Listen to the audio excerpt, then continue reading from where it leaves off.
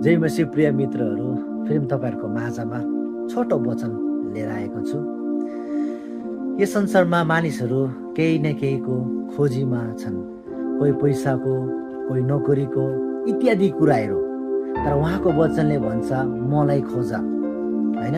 यसैया जब तपाईँ यसैयाको पुस्तकमा 55 को 6 मा जब तपाईँले हेर्नुहुन्छ भने जबसम्म परमप्रभुले पाउन सक्छ उहाँलाई खोज, उहाँ नजिक हुँदैन उहाँलाई भेट। हालेलुया। यो समय हो उहाँलाई खोज्ने, यो समय हो उहाँलाई भेटाउने, यो समय अनुग्रहको समय हो।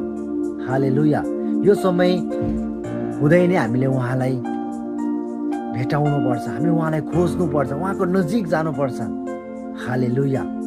अनुग्रहको समयमा हामी छौँ अनि अनुग्रहको समयमा चाहिँ हामीले यो चान्स हामीमा छ कि हामी उहाँलाई भेटाउने, उहाँलाई खोज्ने। तर उहाँलाई खोज्नेहरू धेरै नै कम छन्।